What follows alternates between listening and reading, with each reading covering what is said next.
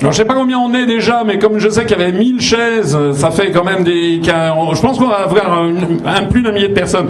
Merci d'être venus. Je voudrais donc vous présenter, au cas où vous ne le sauriez pas, à la tribune ont accepté de venir pour débattre de cette table ronde, sur cette table ronde de la liberté d'expression en France, liberté d'opinion, liberté d'expression.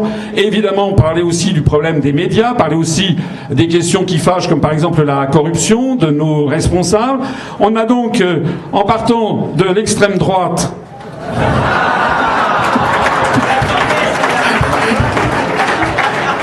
Philippe David, qui est journaliste à Sud Radio et qui a la gentillesse de m'inviter régulièrement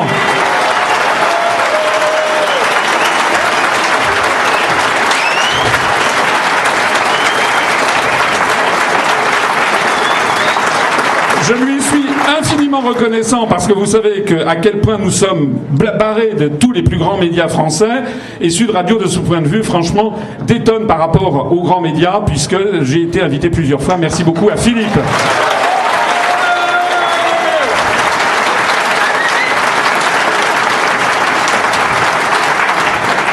Un peu moins à droite, Benjamin Masse-Stamberger, qui est journaliste, qui a travaillé à l'Express, qui a travaillé à Marianne et qui maintenant travaille à Polony TV avec Natacha Polony.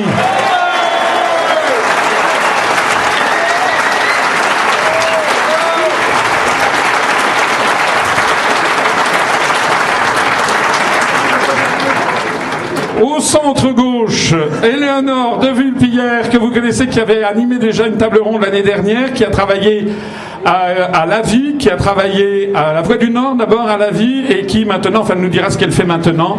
Elle a un peu changé de fonction, mais elle est de formation journaliste, et elle nous donnera également son point de vue.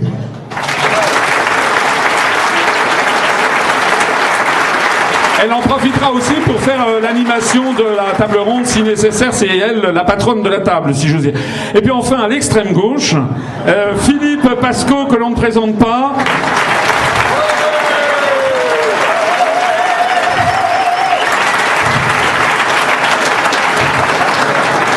Si on lui retire son chapeau, ça n'est plus Philippe Pasco.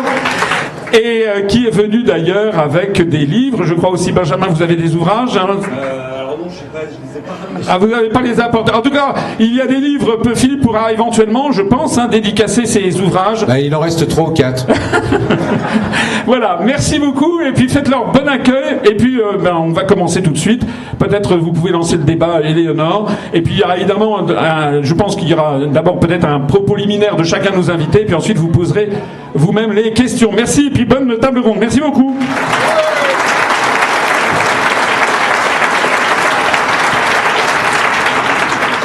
Alors, bonjour à tous, merci d'être venus aussi nombreux. Est-ce que tout le monde m'entend bien ? Oui, ok. Donc nous sortons aujourd'hui d'une longue séquence politique, puisqu'on a eu les présidentielles, puis les législatives. En France, il y a énormément de personnes qui sont un peu lassées par la politique, parce qu'elles ont l'impression que l'état de la démocratie n'est pas tel qu'il devrait être aujourd'hui en France. Donc aujourd'hui, pour en parler, notamment sur le plan médiatique, nous avons donc Philippe David, Benjamin Masse-Stamberger et Philippe Pasco. Pour commencer, peut-être...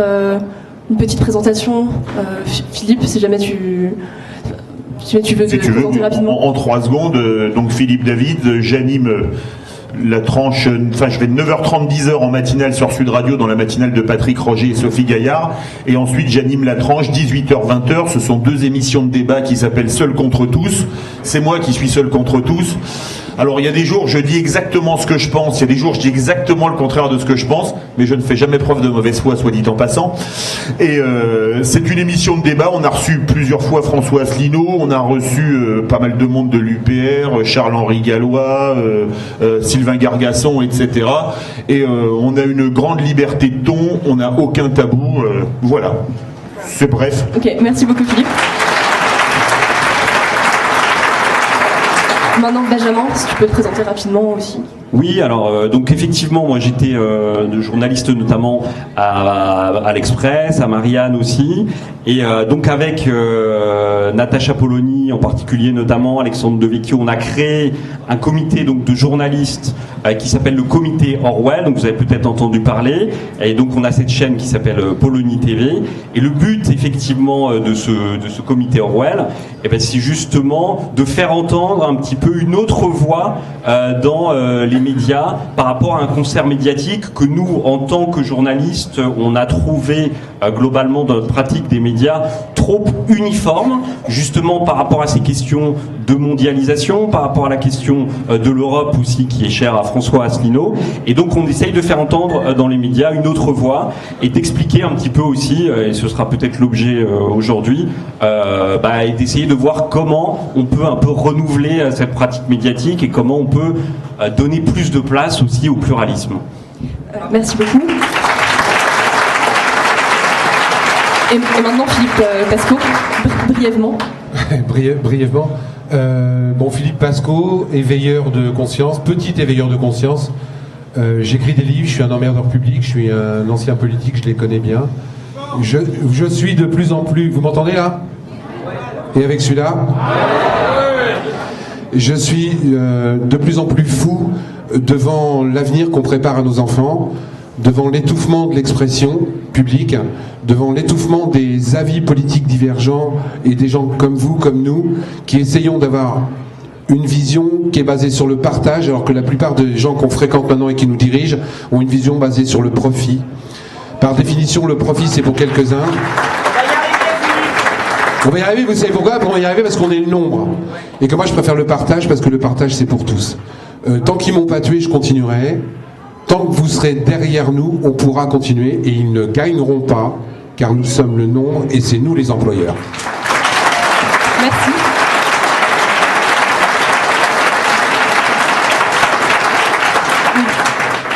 Donc en France, on le sait, la démocratie est structurée en 3 piliers. Donc il y a le pouvoir exécutif, le pouvoir législatif et le pouvoir judiciaire. Et donc on parle souvent des médias comme étant le 4e pouvoir. Donc là, on va se demander comment les médias influencent la démocratie française et comment est-ce que vous le vivez au quotidien. Philippe, si tu veux commencer. Alors, j'ai une chance extraordinaire, c'est que j'étais pas journaliste il y a encore 2 ans. Et donc je n'ai pas fait d'école de journalisme, on en parlait tout à l'heure d'ailleurs en prenant le petit déjeuner, et donc j'ai eu la chance de ne pas être formaté et d'avoir une vie avant, de connaître un petit peu, même beaucoup l'industrie, plus de 20 ans passés dedans. Et ce qu'il y a d'extraordinaire dans les médias, c'est la manière de structurer la pensée des gens. Je vais vous prendre un exemple qui a quelques années, pile poil 12 ans. Rappelez-vous la campagne du traité constitutionnel européen en 2005. Tous les médias de France et de Navarre disaient qu'il fallait voter oui, que voter non c'était ringard, que ceux qui votaient non étaient au mieux des imbéciles qui n'ont rien compris, au pire des fachos. Vous voyez ce que je veux dire? Et on était tout le temps dans la caricature. Et ce qu'il y a d'absolument terrible, c'est que cette pensée unique, elle n'est tellement unique dans les médias qu'on se demande s'il y a encore du pluralisme de pensée.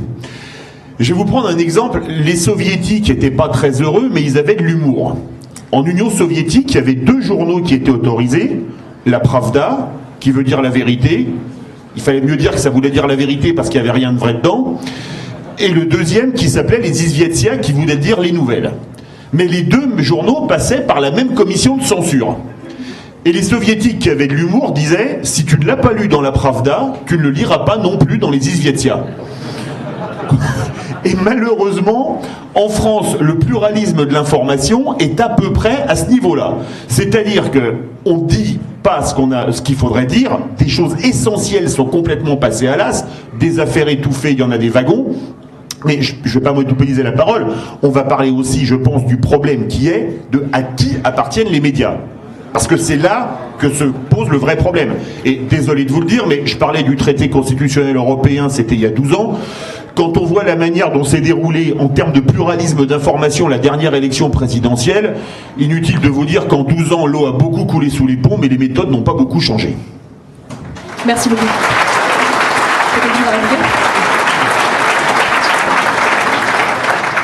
Justement, donc on parle de la dernière élection présidentielle. Et pensez-vous que Macron a été présélectionné, en tout cas par les médias, promu par les médias, présélectionné? Alors, non, moi, ce que je voudrais, juste en préalable, parce que pour comprendre justement comment on en est arrivé là, et ce que vous avez dit notamment sur la pensée unique, je pense que c'est important de refaire un petit peu l'histoire, un tout petit peu, sans être trop long, quand même pour comprendre comment est-ce qu'on en est arrivé à la situation d'aujourd'hui, et où est-ce qu'on en est aujourd'hui par rapport à ce panorama médiatique. Pour essayer de cadrer un tout petit peu, moi, mon point de vue et le point de vue qu'on a au comité Orwell sur cette discussion. Et c'est vrai que je pense qu'il y a eu deux phases par rapport à ces questions médiatiques en particulier. On a une phase qui s'est constituée dans les années 90, c'est-à-dire qu'il y a eu la chute du mur de Berlin, le triomphe absolu du néolibéralisme, et du coup, il y a une pensée unique qui s'est constituée à ce moment-là, effectivement, avec en particulier le rachat de quasiment la totalité des médias par les grands tycoons de l'époque. On se souvient de Jean-Marie Messier, etc., etc. Et puis il y a eu aussi la création des télés privées, etc. La totalité quasiment du paysage médiatique à ce moment-là a été détenue a commencé à être détenue effectivement par un petit nombre de grands capitalistes qui eux-mêmes ont des intérêts économiques et financiers. Et donc ça signifie que les médias qui sont détenus par ces gens, eh bien effectivement, ont reflété sur le plan économique ces prises de position qui sont favorables à la mondialisation économique et financière, au libre-échange, qui sont favorables à l'Europe libérale. Alors ce que je voudrais préciser, c'est que on a souvent une vision. Alors, soit on a effectivement les médias mainstream qui expliquent que tout va bien, qu'il y a du pluralisme, que tout fonctionne pour le mieux dans le meilleur des mondes, ou soit on a parfois on tombe un peu dans une vision complotiste où on explique que finalement tout ça est tenu. Et en fait, je pense que c'est plus compliqué que ça. C'est-à-dire qu'effectivement, sur l'économie, en tout cas moi qui est mon domaine de compétence, où je peux observer les choses, de voir comment ça fonctionnait exactement, eh bien on a plutôt un actionnaire, et puis après il nomme un directeur de rédaction qui est en adéquation en fait fondamentalement avec ses thèses. Donc c'est pas une personne qui va dire à qui il va dire il faut que tu dises ça, ça et ça. C'est juste une personne dont il sait par définition qu'il va être favorable au libéralisme, au néolibéralisme, à la mondialisation, etc. Et ça coule un petit peu comme ça de l'actionnaire au directeur de rédaction, le directeur de rédaction vers le rédacteur en chef du service économie, les rédacteurs. Et donc après, effectivement, les gens sont de bonne foi, disent bah non, moi je fais ce que je pense, je suis totalement honnête par rapport à ce que je fais, et c'est en partie vrai. Simplement, au bout d'un moment, se constitue sur l'économie, parce que sur les autres sujets, je pense que c'est plus compliqué, parce que les actionnaires ont moins d'intérêt sur les questions culturelles, sociétales, etc. C'est moins fondamental pour eux d'avoir une ligne unique. Mais ce qui est vrai, c'est qu'il s'est constitué dans les années 90 cette ligne unique en matière économique, et que du coup, effectivement, on a eu cette pensée unique avec le traité constitutionnel en 2005, etc., etc. Et puis, la crise est arrivée, la crise financière qui a fait exploser quand même le cadre de tout ça, parce qu'on s'est rendu compte on s'est rendu compte quand même que tout ça était faux globalement, qu'il y avait des dysfonctionnements dans le secteur financier qui étaient fondamentaux, que l'Europe ne fonctionnait pas. Et donc à ce moment-là, il y a eu un bouger par rapport à ça. Et du coup, il y a eu un petit peu des choses qui ont pu être dites à ce moment-là sur l'économie, mais ensuite ça s'est rapidement refermé pour diverses raisons sur lesquelles je pourrais revenir ensuite. Mais du coup, je pense qu'il faut bien avoir ça en tête pour comprendre effectivement cette pensée unique médiatique, la manière dont elle s'est constituée. Et je pense qu'aujourd'hui, via les réseaux sociaux, on a malgré tout un petit peu de contestation par rapport à ça qui s'est développé. Et du coup, le paysage est un petit peu différent. Mais malgré tout, on a encore cette pensée unique en matière d'économie continue à perdurer dans les médias mainstream en tout cas. Merci beaucoup pour ta présentation.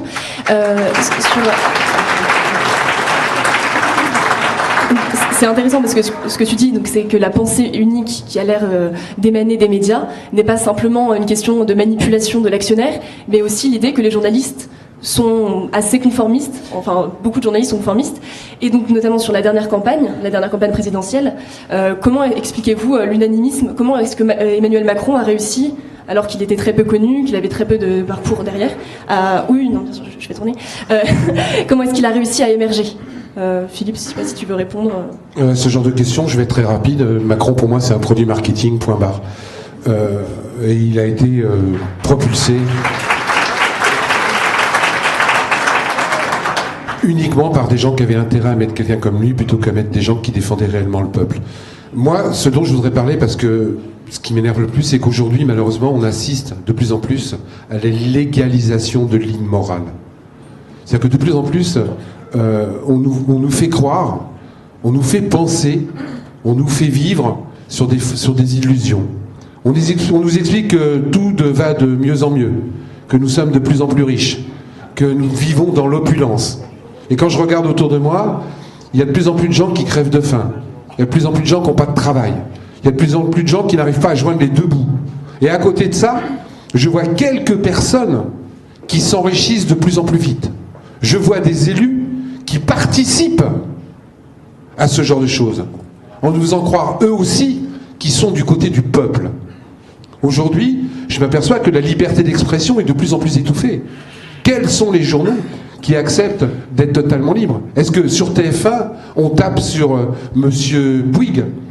Est-ce que Le Figaro, est-ce que Le Monde tape sur Monsieur Dassault ou Monsieur Berger? Est-ce que Canal+ tape sur Monsieur Bolloré? Et pourtant, il y en a des choses à dire. Et pourtant, quand on regarde avec l'information horizontale, parce que heureusement, on a encore ce que j'appelle moi l'information horizontale, les réseaux sociaux, le fait que les gens, maintenant, excusez-moi, messieurs les dirigeants, savent lire, mais de moins en moins. Parce qu'ils se sont aperçus aussi que éduquer les gens, c'était pas intéressant, et l'éducation est en train de se casser la gueule. Quand je vois aujourd'hui, et je l'ai sur l'académie de Créteil, que le concours d'admission d'un professeur des écoles sur l'académie de Créteil, le concours d'admission, la note, c'est 3,5 sur 20. Tout ce que je dis est vérifiable. C'est-à-dire qu'aujourd'hui, la personne qui se présente au concours d'admission de professeur des écoles sur l'académie de Créteil, s'il a 3,5 sur 20 d'admission, l'année d'après, il est professeur des écoles, instituteur. Donc on va avoir des gens qui apprennent à lire et écrire à des enfants de maternelle qui savent même pas, eux, lire et écrire. Il y a un moment donné, il va falloir qu'on se reprenne. Aujourd'hui, on nous dit que nous allons vivre jusqu'à 90 ans, 100 ans. Ah ouais. Dans quelles conditions? Avec 800 € maximum de retraite, alors que la moindre maison de retraite non médicalisée, ça coûte 2500 € par mois. Et que quelque part, il y a des gens qui sont en train de faire des actions avec ça. Peut-être maintenant, si vous voulez faire du pognon, achetez des actions dans une maison de retraite. Vous êtes sûr d'avoir un renouvellement. Dès qu'il y a un mort dans la chambre, il y a quelqu'un d'autre qui revient. Est-ce que c'est la société que je veux pour demain? Est-ce que j'ai envie de ça pour mes enfants? Est-ce que vous avez envie de ça pour vos enfants? Et bien à un moment donné, il va falloir qu'on se lève, il va falloir qu'on se batte. Il va falloir que des milliers, des millions de gens comme vous disent « Ah, ça suffit, arrêtez de nous prendre pour des cons, arrêtez de nous sucer le sang de notre pognon, de notre vie. » Parce qu'aujourd'hui, de moins en moins de gens ont de plus en plus d'argent et de plus en plus de gens en ont de moins en moins. Personne ne s'est rendu compte, mais il y a une information qui est sortie il n'y a pas longtemps, il y a 8 personnes qui possèdent autant que 3,5 milliards d'individus. 8 personnes. Il y a 10 ans, il y en avait 380. Est-ce que c'est normal que 8 personnes possèdent autant que 3,5 milliards d'individus? Moi, je dis une chose. Non, ce n'est pas normal. Non, ce n'est pas normal que nos élus de plus en plus participent à ce genre de choses. Ce n'est pas normal que nos élus de plus en plus soient corrompus. Ça suffit. Alors justement, sur les élus corrompus... Je voudrais ajouter quelque chose. Je voudrais ajouter quelque chose à ce que Benjamin et Philippe ont dit. On parlait de la liberté des médias. Tu as parlé, Philippe, de ce que tu as dit sur les regroupements dans les médias. Tu as rebondi sur ce que j'avais dit, Benjamin, c'est tout à fait vrai. Et Philippe a parlé des réseaux sociaux. Et c'est extrêmement intéressant. Je vais vous prendre 2 exemples. J'ai pris 2 exemples à 12 ans d'écart. Le traité constitutionnel européen et la dernière élection présidentielle. Il y a 10 ans, pile, j'ai sorti un livre. Alors, il est plus en vente, hein, il est dépassé. Hein, je n'en ai pas dédicacé pour faire mon Philippe Pasco. où dedans, j'ai dénoncé, rappelez-vous, quand il y avait eu l'affaire des ventes d'actions par le groupe Lagardère, lorsque l'Airbus A380 avait beaucoup de retard et qu'il allait falloir payer de grosses pénalités. J'habitais Toulouse à l'époque, j'avais pas mal de copains chez Airbus, même des amis, et tout le monde savait, même la technicienne de surface de chez Airbus, que l'A380 aurait beaucoup de retard.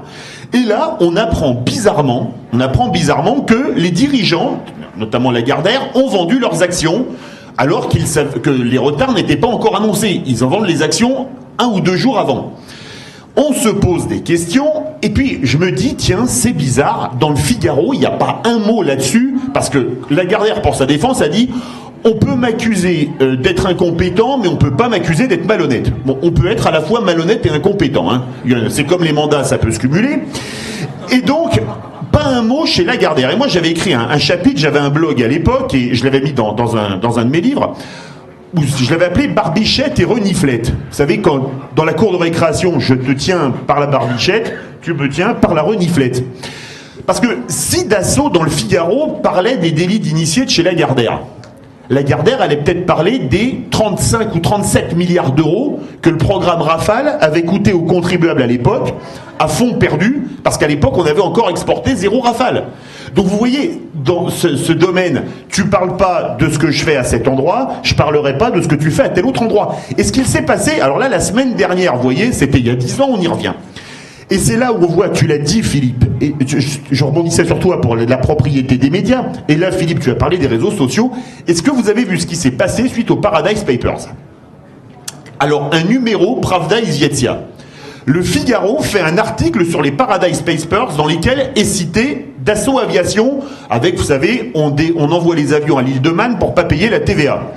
C'est sûr que quand on achète, comme Lewis Hamilton, un jet privé à 21 millions d'euros, on ne peut pas payer les 4 millions d'euros de TVA. Moi, je comprends vraiment, tu vois Philippe, je compatis pour ceux qui ont du mal à finir les fins de mois. Pas un mot sur le fait que Dassault soit mis en cause dans les Paradise Papers. Ils se font incendier de commentaires en marquant « mais pourquoi vous en parlez pas ?» Et puis ils rajoutent quelques lignes en disant « oui, c'est vrai que Dassault, propriétaire du Figaro, est touché dedans ». Même chose dans les Échos, puisqu'on apprend que Bernard Arnault est aussi cité dans les Paradise Papers. Article dans les Échos, pas un mot dessus. Vu le tonnerre de réactions sur les réseaux sociaux et sur les commentaires, évidemment, on rajoute quelques lignes. Vous voyez, ces 2 exemples, ils vous prouvent à quel point l'information, on la fait un peu comme on veut. Je vais vous citer un exemple, c'est aux États-Unis. J'en parlais il y a quelques temps avec mon ami André Berkoff, un journaliste libre d'ailleurs, qui est sur Sud Radio. Aux États-Unis, une entreprise n'a pas le droit de posséder de médias si elle a des contrats avec l'État. C'est-à-dire qu'en France, une boîte comme Dassault qui vend des Rafales, et les Rafales, on les vend rarement à des entreprises privées ou à des personnes physiques, d'accord, n'aurait pas le droit de posséder un média. Je pense que ça, ce serait vraiment une piste à creuser pour enfin que les médias et l'information soient libres en France.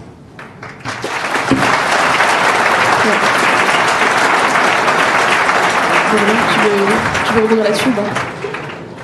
Oui, je voulais rebondir sur ce que vous avez dit tous les deux sur la question des réseaux sociaux. Je pense que c'est fondamental par rapport à ce qu'on disait tout à l'heure sur la pensée unique. C'est vrai qu'il y a eu cette période de chape de plomb médiatique où tout le monde disait, pensait la même chose et où on a senti à un moment donné que la voix des gens qui pensaient différemment était bâillonnée, était étouffée. Et avec les réseaux sociaux, cette voix s'est libérée d'une certaine façon.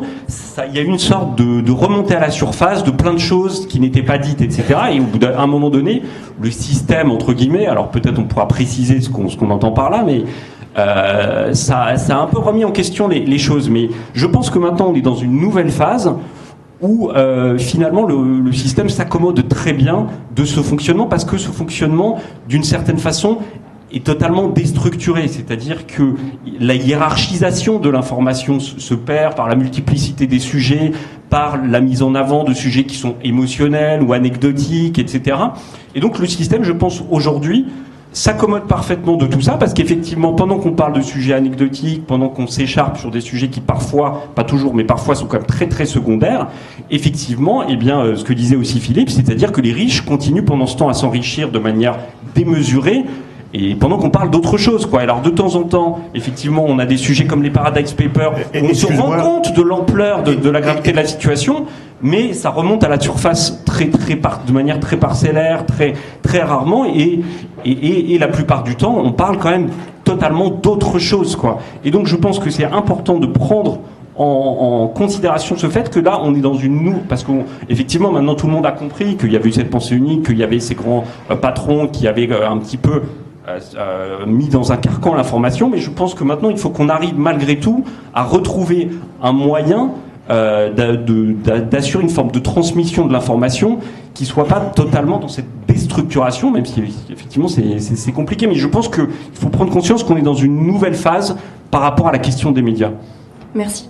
Justement, par rapport aux réseaux sociaux, est-ce que vous avez vu émerger, par exemple, des thématiques, notamment sur la corruption, par exemple? Attends, il y a les réseaux sociaux. C'est grâce aux réseaux sociaux, grâce à des gens comme François Asselineau qui l'ont fait longtemps avant moi, qu'on a réussi un petit peu à mettre en avant le fait que les élus avaient des casiers judiciaires chargés. Moi, quand j'ai commencé à en parler il y a 4 ans, en disant, mais attends, est-ce que c'est normal que pour bosser dans une mairie, il faut un casier judiciaire vierge, que si jamais tu es condamné pendant que tu es fonctionnaire, tu peux être viré sans droit à la retraite, et que par contre tu peux diriger la mairie en ayant violé et en détournant du pognon.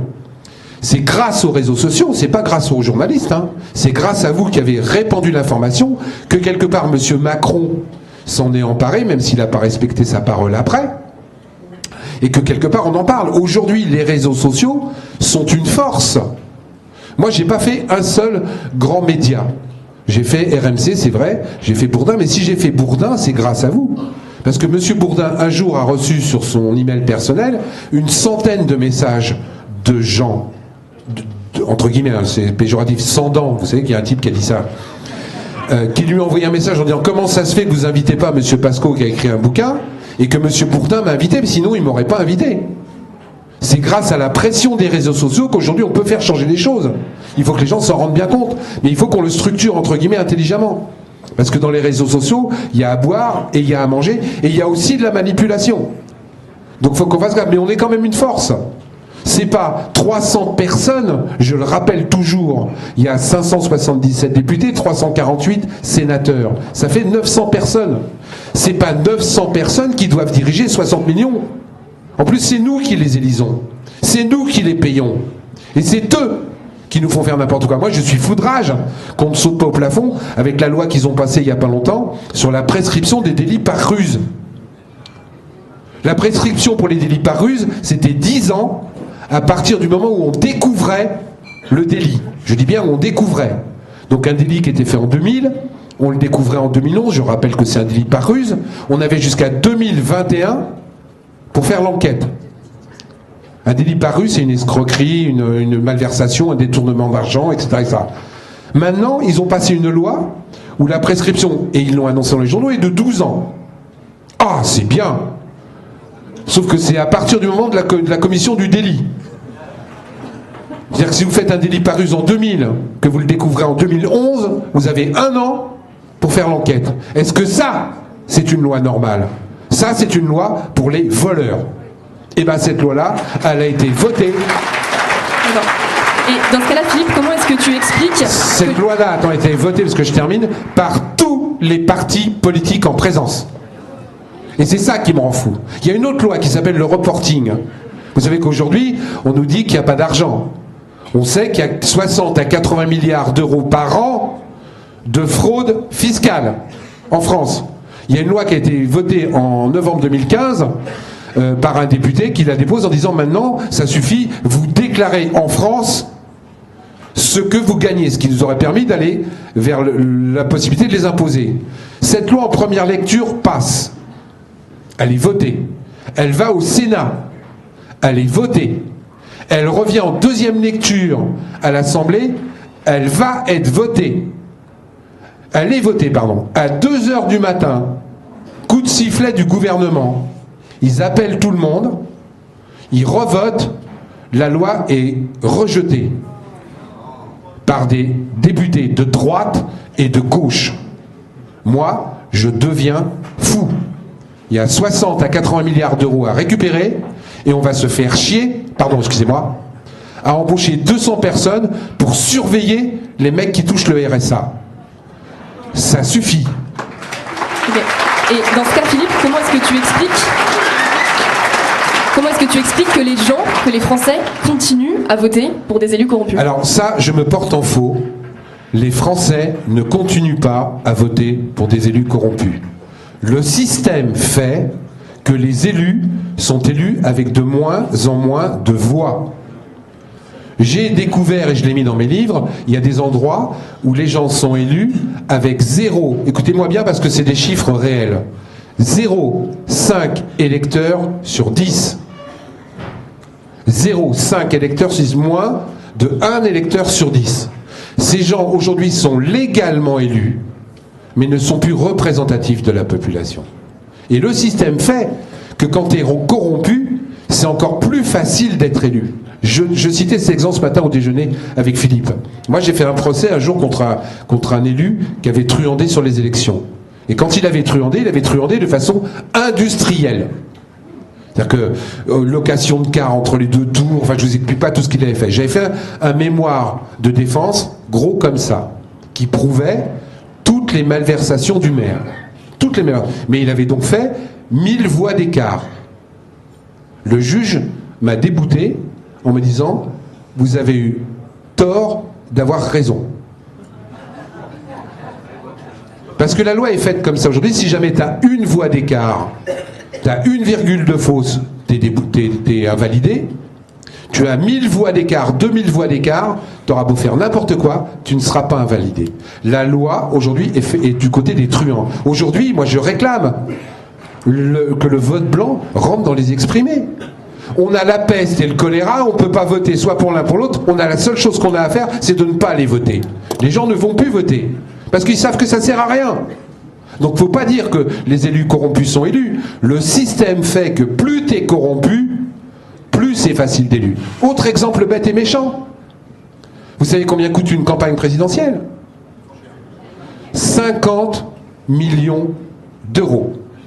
Et qu'on ne me dise pas que c'est pas vrai. Il y a un mec qui s'appelle Sarkozy qui s'est fait gauler. 50 millions d'euros. Moi j'ai assisté à la campagne de Hollande, c'était à peu près la même chose. Est-ce que vous avez 50 millions d'euros? Quand je dépense 50 millions d'euros pour une campagne présidentielle, c'est bien qu'il y a des gens qui donnent du pognon. Si moi je te donne du pognon, je veux un retour sur investissement. Donc ces mecs-là, de toute manière, par le système en place, sont verrouillés. Ils ne peuvent pas faire autrement que de rembourser ceux qui ont donné de l'argent. Et qui donne de l'argent? On revient à ce que disait Benjamin, on revient à ce que disait Philippe. Les nantis, ceux qui possèdent les médias, les gros trusts. Parce que sinon, c'est pas possible. Je ne vois pas comment ils récupèrent 50 millions d'euros. C'est pas la petite somme de 7500 euros par personne, etc., etc. Il y a de l'argent ailleurs. Ça, on oublie de le dire. Et ça, c'est le système qui fait qu'aujourd'hui, je le dis, les élus corrompus ont beaucoup plus de facilité d'être... Et nous sommes coupables. Là aussi, moi, j'ai mis le paquet des deux côtés. Les électeurs sont coupables. Parce qu'on regarde le plus beau. On regarde celui qui baise une petite vieille. Excusez-moi l'expression.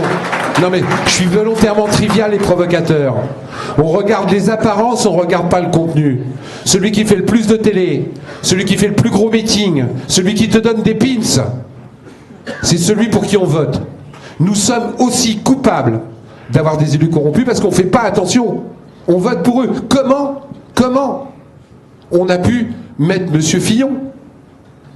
Emploi fictif, etc. Il avait quand même pas mal de casseroles au cul. Ce mec-là a quand même été élu par une partie de la population. Moi, je suis foudrage. Un mec qui a truandé, un mec qui a des affaires financières, un mec qui a harcelé. Moi, je le vois sur une ville de Neuilly-sur-Marne. Il y a un élu, un sénateur, maire, harcèlement sexuel et moral sur une femme. Il est condamné en première instance, en appel, en cassation. Il se représente, il est élu au premier tour. Qui est con? Mesdames, il n'a pas été élu que par des hommes. Il a aussi été élu par des femmes. Mais dans ces cas-là, ah oui, mais elle l'a provoqué. Il y a un moment donné, il faut qu'aussi on se pose la question, arrêtons de voter pour des élus pourris. Le premier mec qui est pourri, tu dégages. Moi, ça serait mon frère, je vote pas pour lui. Ben, je trouve encore des gens qui disent, ouais, mais attends, non, le truand, c'est de l'autre côté. Non, moi je suis de gauche, les truands, ils sont tous à droite. Et tu vois, mais, ah non, mais les truands sont tous à gauche. Non, les truands, ils sont à droite et à gauche. Le système et les électeurs font que malheureusement, on n'arrive pas à s'en débarrasser. C'est pour ça que je milite avec François. Mais lui, bien avant moi, sur le casier judiciaire vierge pour se présenter à une élection. Tu voulais réagir, Philippe, sur la corruption ? Je vais rebondir sur ce qu'a dit Philippe. Boing. Il y a quand même une chose importante qu'il faut remarquer. Tu disais, on garde les mêmes élus, mais nos élus sont de plus en plus mal élus. On l'a oublié en 2012. C'était hier. François Hollande a été le premier président élu de la Ve République avec moins de 50% des inscrits au second tour. Alors, on n'était pas loin, 49-93, je crois. Donc c'était, comme disait Thierry Roland, il n'y a pas la ligne droite de Longchamp, mais c'était le premier président élu avec une minorité d'inscrits. Ça a été pire cette année, puisqu'Emmanuel Macron a été élu avec 43% des inscrits, 43, quelque chose, au second tour. Donc ça veut dire que, Philippe, ce n'est pas un vote d'adhésion. Et si on regarde la suite, après les présidentielles, c'est les bonheurs du quinquennat, on a les législatives. On est tous d'accord là-dessus. Est-ce que vous avez vu le taux d'abstention aux législatives? Si on enlève le MoDem, la majorité, qui n'est pas écrasante mais large, de la République En Marche à l'Assemblée nationale, c'est un peu plus de 15% des électeurs inscrits. Vous êtes d'accord avec moi? C'est 15, quelque chose. Et encore, tu prends une moyenne. Parce que ça veut dire qu'il y a ceux qui ont fait plus et ceux qui ont fait beaucoup moins. Non mais j'ai fait une moyenne, Philippe. J'ai fait une moyenne. Regardez, ça prouve quand même que la démocratie française ne marche pas, mais que c'est un problème de fond. C'est un problème de fonctionnement. Je vais vous prendre un exemple, l'Allemagne. Il y a un nouveau parti, et je ne défends pas ce parti qui s'appelle l'AfD, Alternative für Deutschland, qui est monté suite à la crise des migrants, etc. Il a fait des voix, il a eu pratiquement 100 députés au Bundestag immédiatement. En France, regardez bien, vous avez le MoDem qui a 42 députés, alors que je suis même pas certain qu'ils aient 42 militants. Ce qui est... Non mais, ça vous prouve à quel point la démocratie française est malade. Regardez la présidentielle. Premier, Macron. Il finit premier à l'Assemblée nationale, il est élu, aucun problème, d'accord. Deuxième, Le Pen. 7 députés pour le Front National. Troisième, Fillon, 100 députés, enfin pour les Républicains, mais entre les constructifs, bon, on va dire 100, d'accord, parce que c'est un peu compliqué. Il y a 42 constructifs, il y a ceux qui doivent être destructifs, c'est un peu compliqué en ce moment du côté de chez eux. Quatrième, Mélenchon, qui talonne Fillon, 17 députés. C'est-à-dire que deux partis, je vais prendre la France Insoumise, plus le Front National, qui font à eux deux 42% des voix au premier tour, ils ont à eux deux même pas 30 députés, 17 et 9, c'est ça? Ça fait 26, ok?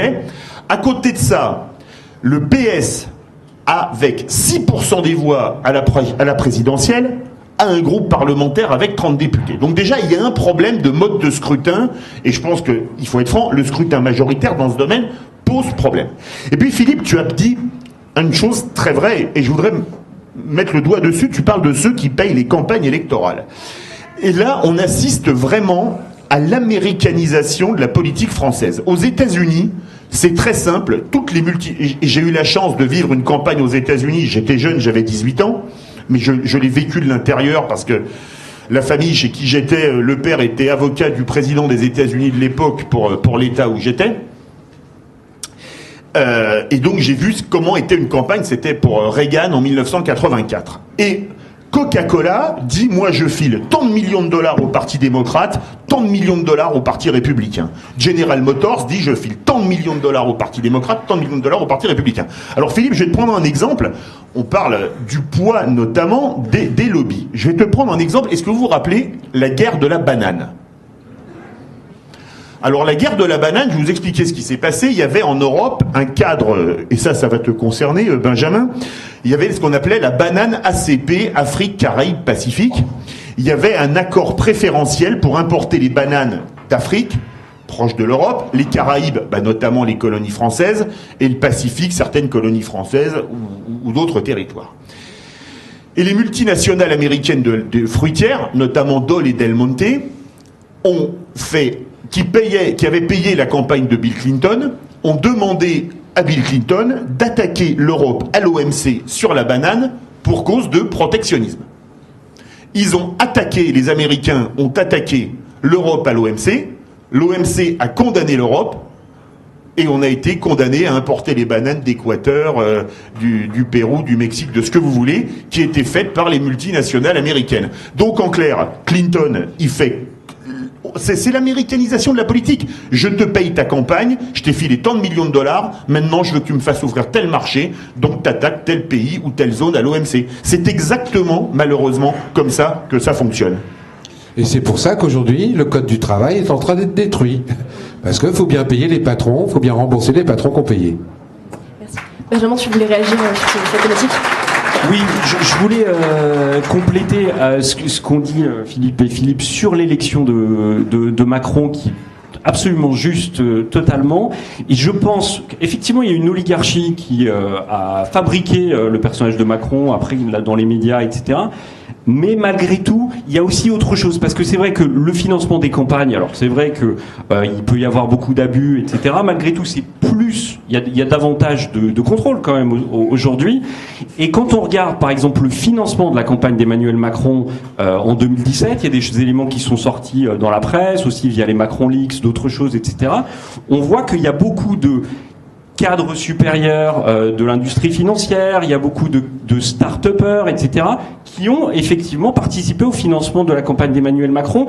Et je pense que ça dit quelque chose aussi, c'est-à-dire qu'au-delà de cette oligarchie dont on a parlé, qui a porté Emmanuel Macron, il y a aussi, dans ce vote d'Emmanuel Macron, je pense qu'on a rarement vu dans l'histoire de la Ve République autant un vote de classe de manière fondamentale, c'est-à-dire que des CSP+, les classes moyennes supérieures, des gens qui se disent on va s'en sortir, on va sortir la tête de l'eau, quitte à ce que ce soit au détriment des autres parties de la population, et aussi les habitants des grandes villes, des grandes métropoles, se sont dit on va voter pour Macron parce que nous on va s'en sortir dans la mondialisation et puis les autres tant pis pour eux finalement. Et donc ça, je pense que c'est très grave ce qui se passe aussi au niveau européen par rapport à ça, parce qu'on a une forme de sécession des élites, des classes moyennes supérieures et des riches vis-à-vis du reste de la population, et qu'on voit aussi d'une autre manière dans d'autres pays, à l'intérieur des régions. On le voit par exemple avec la Catalogne d'une certaine manière, on le voit en Belgique, on le voit en Italie, et donc il y a un risque aussi, je pense qu'illustre aussi cette élection d'Emmanuel Macron, sinon de guerre civile, du moins d'une forme de partition à l'intérieur des différents pays. Et je pense que ça, c'est aussi un élément important par rapport à l'élection de Macron. Il y a un livre là-dessus de Gérald Andrieux, d'ailleurs, qui a parlé, et donc peut-être on va y revenir, qui a exploré justement cette fracture entre la France périphérique et la France des métropoles, notamment. Voilà, donc le livre de Gérald Andrieux, qui est sorti le mois dernier, s'intitule Le peuple de la frontière. Donc c'est un journaliste qui est membre du comité Orwell, si je ne m'abuse, et qui a parcouru pendant la campagne présidentielle, au lieu de faire du journalisme politique de plateau, il a parcouru à pied 2000 km des frontières nord de la France jusqu'au sud. Et donc il a été à la rencontre il appelle ça, ces gens qui n'attendaient pas Macron.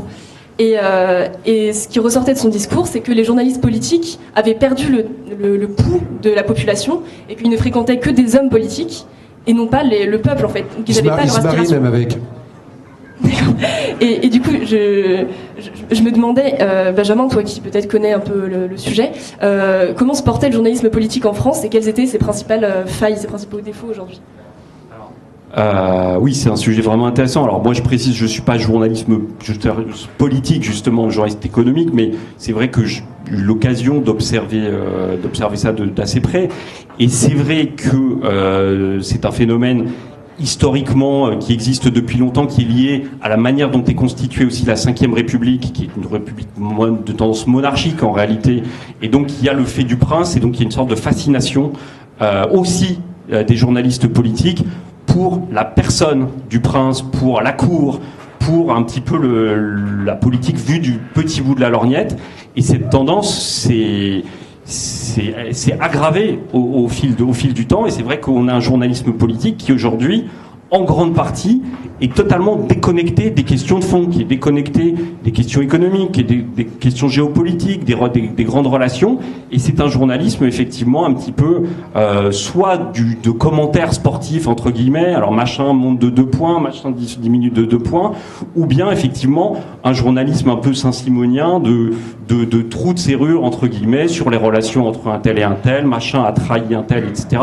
qui se fait de manière totalement dans un entre-soi où le réel de la situation des Français ne rentre plus en ligne de compte. Effectivement, Gérald Andrian parle bien dans son livre, où il dit on peut faire, un journaliste politique qui peut faire la totalité d'une campagne de 6 mois en étant dans les avions, en étant dans les bus, en étant avec l'équipe de campagne, etc., sans jamais quasiment parler à une personne, à un électeur en fait.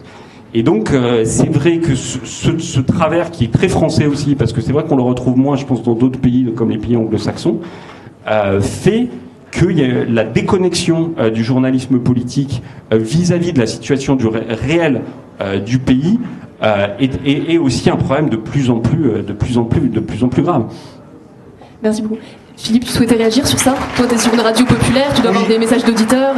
Oui, alors on a beaucoup de messages d'auditeurs qui disent ça fait du bien, Philippe, tu peux confirmer, comme tu es venu quand même pas mal de fois, de ne pas avoir un langage formaté. C'est clair, les gens réclament ça. Les gens en ont marre de la banalisation de l'information. Aujourd'hui, on a ce qu'on appelle de l'information McDonald's. Vous savez, c'est de l'information de partout pareil que vous achetez, mais à quelques petites différences près. Et il y a très très peu d'îlots de liberté d'expression. Il y a Sud Radio, et dans les journaux, je vois le Canard enchaîné. Oui. Et puis après, je commence à chercher. Oui, mais je parle de journaux nationaux, entre guillemets, même si j'ai du respect pour Rupture. Mais je vois que le Canard enchaîné. Après, je commence à chercher. Dans les radios et dans les télés, vraiment libres, il y a quoi? Il y a quoi aujourd'hui? Après, il faut qu'on aille sur les réseaux, la télévision de Natacha, mais après, il faut chercher. Est-ce que c'est ça, la liberté, aujourd'hui? Non, mais, et surtout, je vais rebondir sur ce que tu disais, Benjamin. Une chose importante qui est terrible, en fait, dans le monde des journalistes, en fait, ils ont tout le temps fait journalistes toute leur vie. Donc, ils ont été... T'as fait une école de journalisme, Éléonore? Non? T'as fait une école de journalisme? C'est bien. Alors, le problème, c'est qu'ils sont complètement formatés. Il faut penser comme ci, il faut penser comme ça. Mais le drame, c'est que c'est extraordinaire. Moi, alors, c'était pas un journaliste de Sud Radio, c'était un journaliste d'une radio très connue. Il y a quelques années, j'étais invité dans son émission, mais j'ai pas été beaucoup invité parce que j'étais pas très politiquement correct.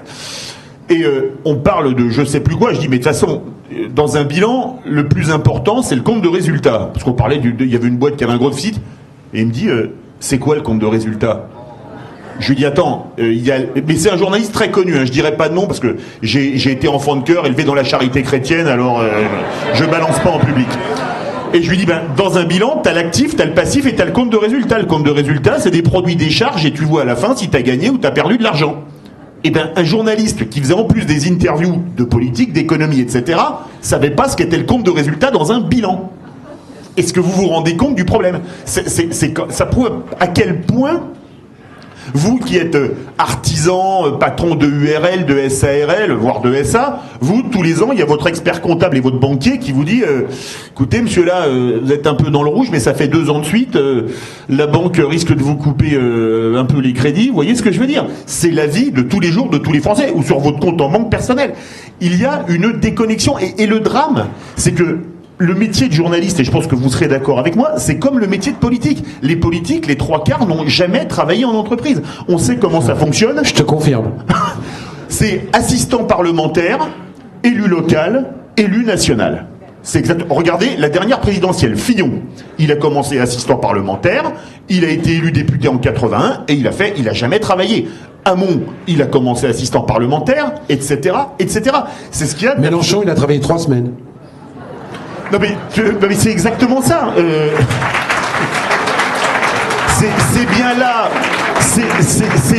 C'est bien là qu'est le drame, c'est que les gens qui sont censés diriger le pays et ceux qui sont censés informer les Français ne connaissent rien, mais souvent rien de rien à la vie des Français. Et je pense que c'est quand même, je sais pas ce que vous en pensez, mais attends, un vrai problème. Et ça continue, parce que je vous rappelle une déclaration comme elle vient de sortir, il y a un député LRM qui a dit que c'était anormal que les mecs au chômage se payent des vacances aux Bahamas. Il est clair que ce mec-là fréquente des chômeurs. Je voudrais rebondir sur ce que dit Philippe, parce qu'il y a, en ce qui est plus, il y a aussi le fait que de plus en plus, nous sommes dans une société du superficiel. C'est-à-dire qu'aussi bien les journalistes que les politiques, ils ne vont pas au bout de leur dossier. Moi qui ai fréquenté les politiques, et longtemps, et quasiment tous, je peux vous dire qu'il y en a plein qui ne connaissent pas leur dossier. C'est des escrocs de la parole. Moi je suis fou de rage quand un journaliste vous balance quelque chose. Je vais vous donner 2 exemples qui me rendent fou. Aujourd'hui, tout le monde est content, tout le monde est au courant de Balance ton porc. Ça fait un tabac. Ça fait un buzz. Mais aujourd'hui, on a légalisé le harcèlement sexuel en entreprise. Est-ce que ça fait la une des journaux? Je vous explique. Plafonnement des indemnités prud'homales, même en cas de licenciement abusif. Même en cas de licenciement abusif. Ça veut dire quoi? Ça veut dire qu'un patron qui a une nana dans son entreprise qui ne veut pas coucher avec lui, je pèse mes mots, il provisionne un petit peu d'argent pour l'année d'après et il vire la nana quand il veut. Si ça, c'est pas la légalisation du harcèlement, parce que derrière ça veut dire que, oh là là, faut que je la ferme. Aucun journaliste n'a relevé le fait, parce qu'il ne creuse pas jusqu'au bout. Je vous en donne un deuxième, les 11 vaccins obligatoires. Je rappelle quand même que dans l'équipe de campagne de M. Macron, il y avait un des dirigeants de Servier, qu'on a dénoncé à quelques-uns, qui a été viré, mais il avait laissé son programme pharmaceutique à Macron. 11 vaccins. Dans les 11 vaccins, de mémoire, il y a l'hépatite B.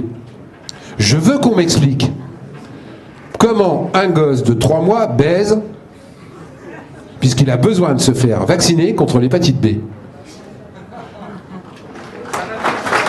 Je veux juste qu'on me l'explique. Eh bien, aucun journaliste ne relève ce genre d'incongruité. Parce qu'ils n'ont pas le temps. Parce que l'information va très très vite. Parce qu'aujourd'hui, personne ne s'en rend compte non plus, les programmes de l'éducation nationale sont de plus en plus chargés. Un gosse qui va à l'école, il a 3 tonnes de machin, il a un cartable de 15 kilos, et ils arrivent en 6e, ils savent à peine lire et écrire. Moi j'ai un malaise. On survole. Et on survole tout. Et les politiques et les journalistes survolent l'information. Parce qu'aujourd'hui, il faut que tu sortes l'information, sinon c'est l'autre qui va le faire. Donc il faut que je me dépêche. Je vérifie pas. Je ne vérifie pas. C'est dans l'AFP, donc c'est vrai. C'est Macron qui l'a dit, donc c'est vrai. Et bien ça fonctionne comme ça. Et les gens le gobent. Les gens le gobent. Il y a des trucs de fous qui sont en train de se passer. Et les gens, ah bah ouais, c'est écrit dans les journaux. Donc c'est vrai. Et il y a un type qui disait, il y a quelques années, je suis pas assez intelligent que mes collègues, qui disait, balancez quelque chose, de toute manière, il en restera toujours quelque chose. C'était Lénine. Lénine. Diffamé, il en restera toujours quelque chose. Et bien aujourd'hui, manipulé, il en restera toujours quelque chose. Je peux rebondir brièvement. Je vais rebondir brièvement sur ce qu'a dit Philippe, qui est très juste. Aujourd'hui, regardez bien le nombre d'articles sur les sites internet des grands journaux, y compris, c'est les dépêches AFP copiées-collées. Faute d'orthographe incluse. Je rebondis, ce que font les politiques. Moi, j'ai de plus en plus d'hommes politiques qui font des copier-coller de textes de loi que leur fournissent les lobbying. Je deviens fou. Les mecs ne font même pas leur boulot, ils se contentent de recopier, même pas, ils font des photocopies de ce qu'on leur fournit. Et quand une entreprise comme Philippe Morris propose un texte de loi, c'est sûrement pas pour que vous fumiez moins. Le problème, c'est que ces trucs-là deviennent force de loi. Moi, je deviens fou. Il faut se rebeller, il faut le dénoncer. Plus on saura moins ils pourront le faire. Plus on sera transparent, moins ils pourront abuser. Oui, en deux mots, je suis à l'appui de tout ce que vous venez de dire qui est totalement vrai. Et c'est vrai que le système politico-médiatique est tel que les élites politico-médiatiques elles-mêmes n'ont plus besoin de connaître les sujets parce que vous êtes invité, vous faites 3 minutes, vous passez d'un plateau à un autre, vous n'avez pas besoin de connaître le contenu des sujets. Et j'avais juste une anecdote aussi à ce sujet parce que par exemple, quand j'étais à l'Express, je suivais justement la crise des subprimes, etc. Et donc le monde était un petit peu en train de s'effondrer à cause de ces produits financiers. Et par exemple, je faisais un sujet sur Daniel Bouton, qui était l'ancien président de la Société Générale, au moment de l'affaire Kerviel. Et donc l'affaire Kerviel était liée aussi à ces fameux produits structurés sur l'immobilier, etc., qui étaient en train de faire plonger quasiment le monde dans une sorte de faillite financière. Et donc j'appelais, pour le portrait que je faisais de Daniel Bouton, j'ai appelé Alain Juppé parce qu'il le connaissait, c'était, je sais plus si c'était son ancien directeur de cabinet ou quelque chose. Et donc je lui dis, bon, avec cette affaire Kerviel, on parle justement de ces fameux produits structurés sur les financiers qui sont en train de faire plonger le monde, etc. Et il ne savait pas ce que c'était. Il ne savait pas de quoi je lui parlais. Alors, c'est vrai que c'est complexe, la plupart des gens ne savent pas ce que c'est, l'ont découvert au moment de la crise, mais là, la crise était déjà quand même très avancée, et donc, il ne savait pas ce qu'étaient ces produits qui étaient en train de balayer la planète financière et qui étaient en train de mettre en danger les démocraties, d'une certaine façon.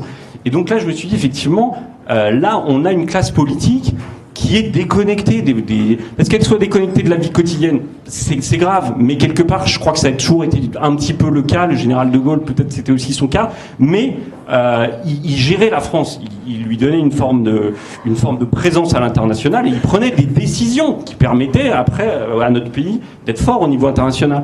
Et là, on a l'impression que les élites ne jouent même plus ce rôle-là, qui est quand même le rôle fondamental qu'on attend d'eux. Alors justement, sur le rôle des élites dans l'information et dans la compréhension des enjeux, je voulais parler de sujets que tu connais bien, c'est le CETA, le TAFTA, les traités de libre-échange, qui sont assez complexes et que tous les journalistes ne comprennent pas forcément parce qu'il y a énormément à creuser. Là, c'est c'était en septembre, le 21 septembre, le CETA est entré en vigueur. Et pourtant, ici dans cette salle et même ailleurs, je pense qu'il n'y a pas beaucoup de gens qui ont voté pour. Comment est-ce que tu peux expliquer justement la déconnexion entre les lois qui sont votées, entre des traités qui entrent en vigueur et le fait que personne, dans le peuple, n'a voté pour que ça arrive?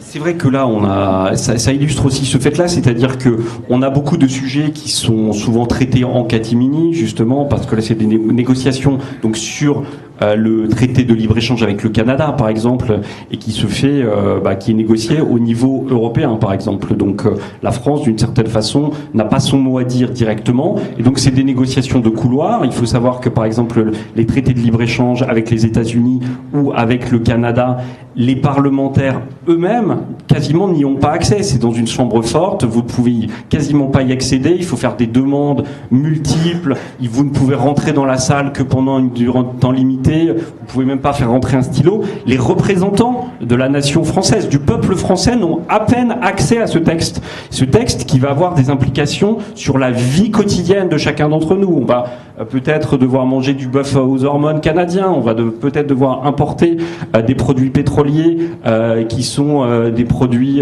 des hydrocarbures de schiste ou des choses comme ça. Et donc il y a les sujets importants, beaucoup de sujets importants effectivement sont traités à l'abri du regard des Français. Et on les découvre après au fur et à mesure, une fois qu'ils sont déjà votés. Et après, on a effectivement Monsieur Hulot qui vient et qui nous dit en fait, on ne peut plus rien faire, c'est comme ça.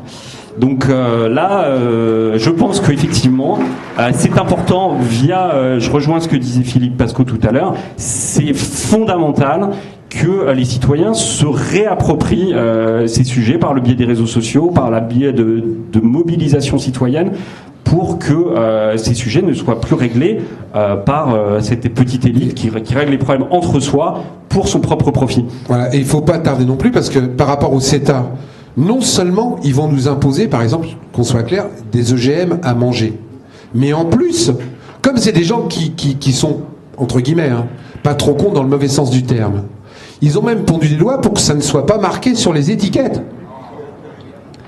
C'est-à-dire que les gens ne sauront même pas et n'auront même pas la possibilité de dire « je n'en veux pas ». Moi, mais j'arrive même pas à comprendre que nos élites laissent faire ça. C'est-à-dire qu'il y aura même pas les informations sur l'étiquette. C'est-à-dire que si c'est des OGM, on le saura pas. On vous vendra ça comme comment dire, du saumon d'élevage bio ou vert, bourré d'antibiotiques, bourré d'OGM, bourré de choses dont on ne sait même pas si dans 10 ans ça ne va pas détruire nos enfants. Et là je pourrais en parler pendant pas mal de temps parce que j'ai aussi des dossiers sur ces trucs-là. Mais les gens ne seront même pas informés. Si ça c'est pas de la manipulation de masse, je m'explique. Si ça c'est pas de la dissimulation, parce que je pars toujours d'un truc con moi, parce que je suis un type con. Si, je vous assure. Si, ça fait ma force. Je dis toujours un truc simple à ces gens-là. Là, tu dis un truc qui est pas vrai. Mais si. Mais c'est volontairement provoque. Je dis toujours un truc simple. Mais si c'est pas dangereux, pourquoi vous l'écrivez pas?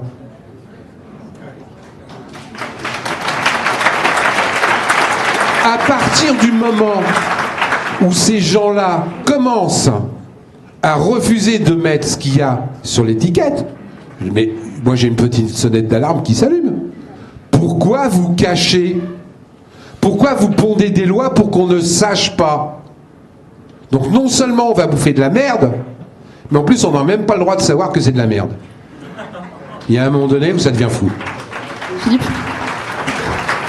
Justement, comme tu l'as dit, Éléonore, comme l'a dit Philippe, comme l'a dit Benjamin, vous prenez le CETA. Le CETA, c'est l'accord de traité de libre-échange avec le Canada. Au départ, il y avait le TAFTA, c'était avec les États-Unis. Mais avec les États-Unis, ça faisait beaucoup de bruit, donc on se dit, on va le passer avec le Canada, c'est moins voyant. Et surtout, faut pas oublier une chose, c'est que le Canada a une zone de libre-échange avec les États-Unis et le Mexique qui s'appelle l'ALENA, d'accord? Ou la NAFTA en anglais, ok? Bon. Et on revient toujours au même problème. Tu le disais, regardez bien ce qui s'est passé récemment, le fameux glyphosate. Alors, on a fait des émissions là-dessus, on en a parlé sans tabou, comme on a parlé, tu sais Philippe, du harcèlement sexuel au prud'homme, on en avait parlé. Alors accrochez-vous bien, il y a un petit problème avec le glyphosate, c'est que c'est une boîte qui s'appelle Monsanto. Une boîte américaine, non, elle est plus américaine, parce qu'elle a été rachetée par un Allemand qui s'appelle Bayer. Ok ? Et donc, le lobbying actif de l'Allemagne pour protéger ses chimistes fait que le glyphosate, alors là, il y a Hulot qui dit nous on dépassera pas 3 ans, mais la Commission européenne dit allez, en avant Simone, on remet 10 ans, etc., etc. Là après, comme disait Coluche, c'est la bataille du pot de terre contre le pot de vin. Mais il y a quand même une autre question qui se pose, c'est que vous avez parlé du Canada. Alors, vous avez parlé du bœuf aux hormones, vrai. Vous avez parlé des OGM, vrai. Vous avez parlé du gaz et du pétrole de schiste, vrai. Aux États-Unis, pour baisser le coût de production dans les abattoirs, en France ou en Europe, dans les abattoirs, on a des normes très strictes en termes d'hygiène et c'est une bonne chose. Mais ça a un coût. Aux États-Unis, pour baisser les coûts, par exemple, on n'a pas les mêmes normes d'hygiène et on lave le poulet à l'eau de Javel. Au chlore, bah oui, c'est de l'eau de Javel, le chlore. Hein. Le chlore, c'est de l'eau de Javel. Et on lave le poulet au chlore à la fin de la découpe. Donc ça veut dire qu'en France, un abattoir, pour rester compétitif par rapport à un abattoir américain ou canadien, comme les produits rentrent sans taxe au Canada, eh ben ils arriveront sans taxe en Europe, comme on a un accord de libre-échange avec le Canada. C'est très simple pour tourner les choses. Eh ben on mangera du poulet au chlore, on mangera du bœuf aux hormones, on mangera des OGM. Alors, je vais conclure en citant une autre fois Coluche. Vous connaissez le principe. La dictature, c'est ferme ta gueule. La démocratie, c'est cause toujours.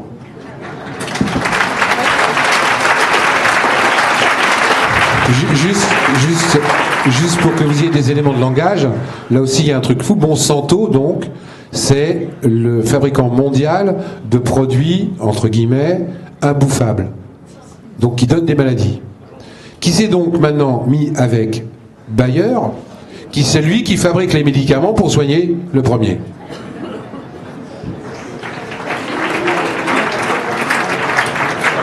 Oui, je voudrais dire, pour rebondir sur ce qu'a dit Philippe, très justement sur la démocratie, c'est que je pense que tout ce qu'on a dit jusque-là, d'une certaine façon, sur les traités de libre-échange, sur l'Europe, sur les élections, y compris en France, c'est qu'on voit bien que on est dans une situation où notre démocratie, la délibération populaire est en train de basculer, est en train de devenir une sorte de théâtre d'ombre où en réalité les décisions ne sont pas prises par les citoyens pour les citoyens, mais c'est simplement une sorte de farce où on organise une sorte de théâtre qui permet après de continuer comme avant.